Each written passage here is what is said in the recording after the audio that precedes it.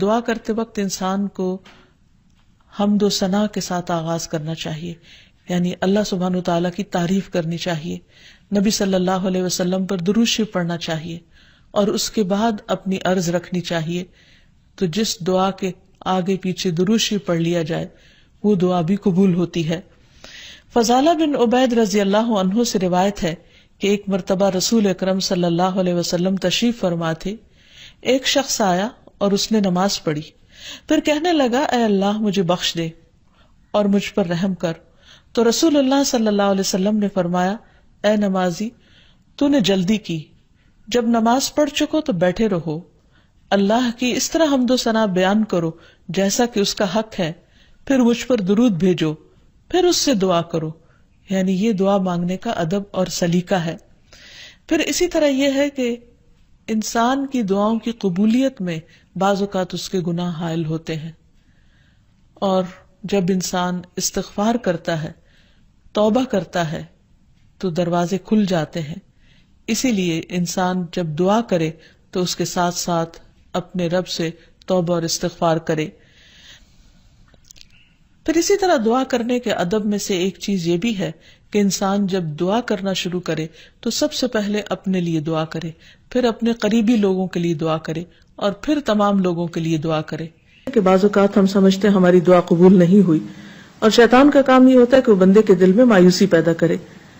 جب بھی انسان کے دل میں ایسا خیال آئے کہ اس کی دعا قبول نہیں ہوئی تو اسے ہمیشہ یاد رکھنا چاہیے کہ رسول اللہ صلی اللہ علیہ وسلم نے قبولیت دعا کی مختلف قسمیں یا طریقے بتائے ہیں. ایک تو یہ کہ جو کچھ انسان مانگتا ہے اس کو وہ مل جائے، یا پھر یہ کہ وہ تو نہ ملے لیکن اس کے برعکس اس کے بدلے میں اس کی کسی مصیبت یا مشکل کو اس سے دور کر دیا جائے یا آنے سے روک دیا جائے. تیسری صورت یہ کہ دنیا میں تو انسان کو اس دعا کے صلے میں کچھ نہ ملے، لیکن قیامت کے دن وہ تمام دعائیں اس کے اعمال نامے میں شامل کر کے اسے ان کا بہترین بدلہ یا جزا دی جائے. ایسی صورت میں جو تیسری صورت ہے، اگرچہ دنیا کے اعتبار سے ایک مشکل صورتحال ہے، لیکن قیامت کے دن بندہ جب اپنی دعاؤں کا صلہ دیکھے گا، اس عبادت کی جزا پائے گا وہاں پر، تو اس وقت تمنا کرے گا کہ اے کاش دنیا میں میری کوئی دعا بھی قبول نہ ہوتی. لیکن دعا کی قبولیت کے لیے پھر کچھ شرائط ہیں. ایک بات تو یہ اس میں جو سب سے پہلے کہ انسان کا رزق حلال ہو، کیونکہ حرام کھانا انسان کی دعاؤں کی قبولیت میں رکاوٹ کا سبب ہوتا ہے. پھر اسی طرح جب انسان اللہ سے دعا مانگے تو اس وقت بہت توجہ کے ساتھ دعا کرے، کیونکہ حدیث میں آتا ہے کہ اللہ سبحانہ و تعالی غافل دل کی دعا قبول نہیں کرتے. یعنی ایک انسان مانگ رہا ہے لیکن اس کو پتہ ہی نہیں کہ وہ کیا مانگ رہا ہے، صرف رٹے رٹائے کچھ لفظ زبان سے نکال رہا ہے، یا سنی سنائی کوئی بات دہرا رہا ہے لیکن اس کے دل سے وہ بات نہیں نکل رہی ہے. وہ مانگنا نہیں، بس کچھ الفاظ کا پڑھ دینا ہے. تو یہ طریقہ بھی درست نہیں.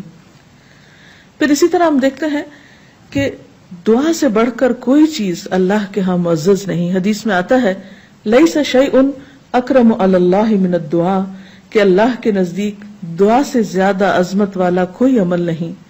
ایک اور حدیث میں آتا ہے ولا يرد القضاء الا الدعاء ولا يزيد في العمر الا البر، کہ تقدیر کو دعا کے علاوہ کوئی چیز نہیں بدل سکتی. یعنی انسان کی جو تقدیر ہے، جو لکھی ہوئی ہے، اس میں تبدیلی دعا کی وجہ سے ہو سکتی ہے، کیونکہ اللہ تعالیٰ کے ہاتھ میں ہے سب کچھ.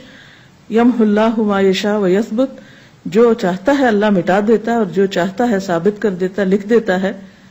تو بات یہ ہے کہ انسان کو ہمیشہ مانگتے رہنا چاہیے اور پورے جزم کے ساتھ، ارادے اور عزم کے ساتھ مانگنا چاہیے. کبھی یہ نہیں کہنا چاہیے کہ اگر تو چاہے تو قبول کر لے، نہیں چاہے تو نہ کرے. نہیں، انسان دعا مانگتے وقت پورا یقین رکھے کہ اللہ تعالیٰ اس کی دعا قبول کر سکتا ہے، اور واقعی قبول کرتا ہے.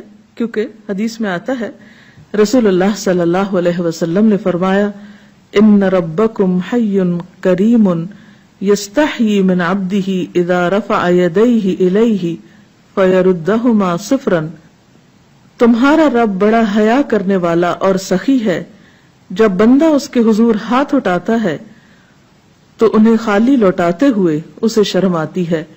یعنی اللہ تعالیٰ جو مالک الملک ہے، تمام خزانے اس کے ہاتھ میں ہیں. وَلِلَّهِ خَزَائِنُ السَّمَاوَاتِ وَالْأَرْضِ، آسمان و زمین کے سارے خزانوں کی کنجیاں اس کے پاس ہیں، ان کا مالک وہ ہے.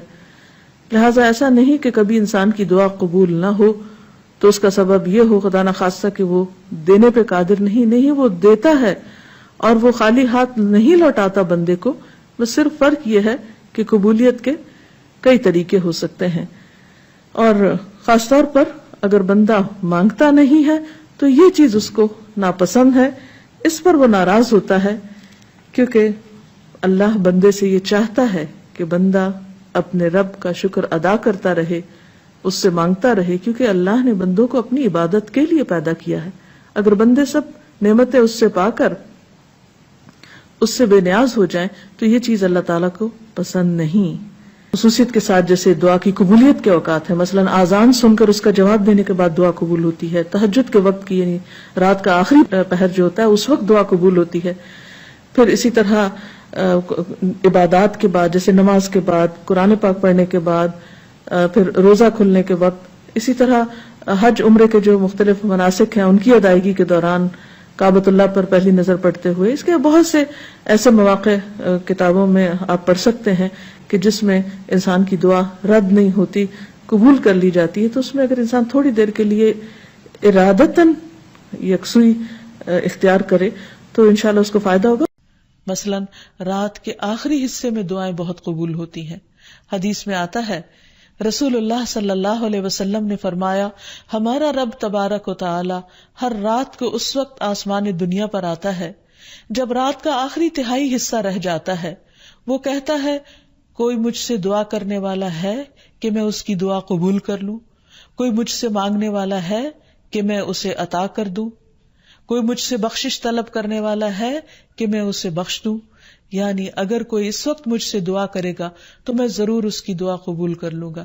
لیکن عموماً رات کے آخری حصے میں انسان گہری نیند میں چلا جاتا ہے اور یہ قبولیت کا وقت اس سے کھو جاتا ہے.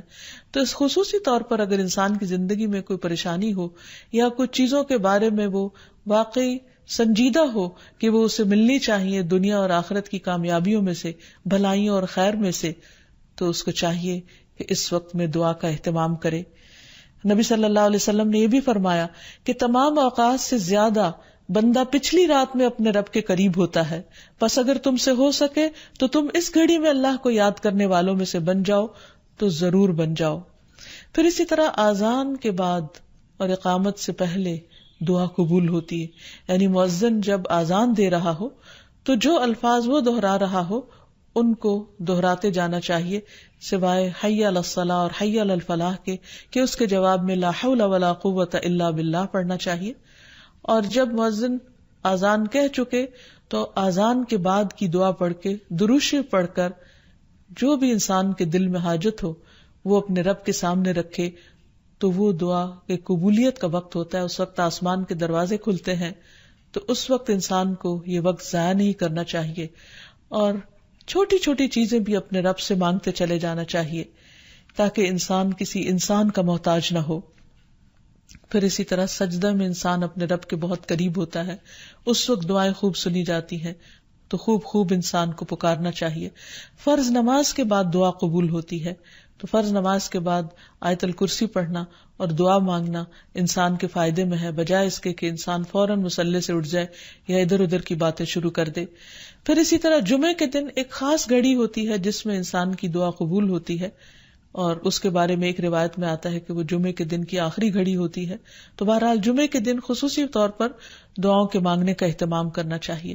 پھر اسی طرح ماہ رمضان میں ہر دن اور رات میں ایک گھڑی ایسی ہوتی ہے کہ جس میں دعا قبول ہوتی ہے، اس وقت بھی زیادہ سے زیادہ دعائیں مانگنی چاہیے. عرفہ کے دن اللہ سبحانہ و تعالیٰ سب سے زیادہ لوگوں کو جہنم کی آگ سے آزاد کرتا ہے، تو اس دن وہاں کے لوگ جو حج پر گئے ہیں وہ تو دعائیں مانگتے ہی ہیں، اور جو لوگ نہیں بھی جا سکے وہ بھی اس دن کی برکت سے فائدہ اٹھاتے ہوئے خوب دعائیں کریں. پھر اسی طرح بارش ہوتے وقت بھی دعا قبول ہوتی ہے. پھر زمزم پیتے وقت دعائیں قبول ہوتی ہیں. قرآن مجید کی تلاوت کے بعد دعا قبول ہوتی ہے. تو انسان کو ان مواقع سے خوب فائدہ اٹھانا چاہیے. پھر اسی طرح مریض اور میت کے پاس جو دعائیں کی جاتی ہیں وہ بھی قبول ہوتی ہیں. تو اللہ تعالیٰ سے دعا ہے کہ وہ ہماری دعاؤں کو بھی سن لے اور ہمیں قبولیت کے اوقات سے بھرپور فائدہ اٹھانے کی توفیق دے، اور ہمیں دعائیں مانگنے کے آداب سکھا دے۔ وآخر دعوانا ان الحمد للہ رب العالمین۔ السلام علیکم ورحمۃ اللہ وبرکاتہ۔